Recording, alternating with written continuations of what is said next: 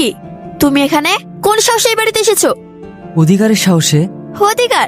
ও তো কবে আমি ধুলে মিশিয়ে দিয়ে চলে এসেছি। তুমি এখানে এখনো মায়া কাটেনি বুঝি? সব আপনি কি বলছেন? মায়া কাটিনি মানে কি বলতে চাইছেন আপনি? এই কথা আসতে বলো। গ্রামে আমাদের একটা মান সম্মান আছে। মা, কি করব? বাইরে তো লোকজন হয়ে যাবে। কি আবার করবি?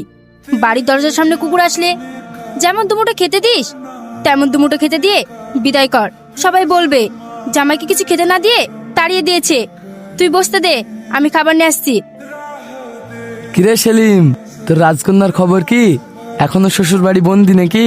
আরে বাদ দে তো, ওরকম গোলামি করাচ্ছে লালবাজার গিয়ে এক রাত কাটানো অনেক ভালো। সেখানে অন্তত সম্মান নিয়ে থাকা যায়। হ্যাঁ, বন্ধু ভেবে তোদেরকে সব কথা বলেছিলাম, আর ওটা নিয়ে আজ তোরা তামাশা করছিস। আমার সাথে তুই নিজে হয়েছিস। যা ঘরে গিয়ে বালিশ জড়িয়ে বইয়ের স্বপ্ন দেখ। এই কি হলো? ক্ষমা করবেন ভাই, একটা দরকারের জন্য আপনার গাড়িটা আটকালাম। দরকার? তুই না, চলো বাড়ি চলো। তুমি এমন কোনো করছো? আমি তোমার স্বামী, প্লিজ তুমি বাড়ি চলো। এই তুমি কি কানে কম শোনো? আমার মেয়ে যাবে না। এই টোটো চলুন। এই তুই এটা কি করেছিস বলতো? তোর জন্য পাড়ায় লজ্জায় মুখ দেখাতে পারছি না। তুই কি আমাদের মান সম্মান সব শেষ করবি? কেন মা, আমি কি করেছি? আমি তো শুধু আমার স্ত্রীকে ফিরিয়ে আনতে চেয়েছি। হ্যাঁ, তুই তো অপকর্ম করেছিস।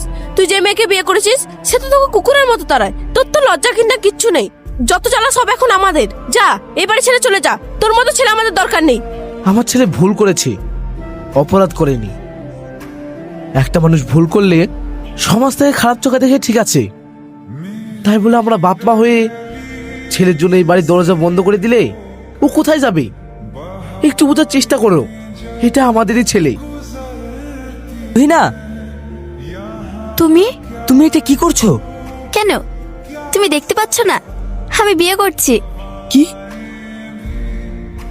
না, তুমি এটা করতে পারো না। তুমি আমার বউ, এখনো আমাদের ডিভোর্স হয়নি। আমি জানতাম তুমি এই কথাটাই বলবে। এই নো ডিভোর্স পেপার, তাড়াতাড়ি সই করে এখান থেকে বিদায় হও, আর আমাকে আমার মতো বাঁচতে দাও। আমার অপরাধ কি ছিল তাই তুমি আমার সঙ্গে এমন করছো? তুমি গরিব তাই তোমার কাছে আমার মেয়ে থাকলে কোনোদিনও সুখ পেত না। আর আমাদের ভালোবাসা? ধর ভালোবাসা, ভালোবাসা দিয়ে কি পানি খাবে? এখানে সইটা করে দিয়ে তাড়াতাড়ি বিদায় হও তো। কি গো, সেলিমকে দেখছে না? সেলিম কোথায়? জানি না ও কোথায় গিয়েছে। যাওয়ার সময় বলে গেল ও আর এই বাড়িতে ফিরবে না।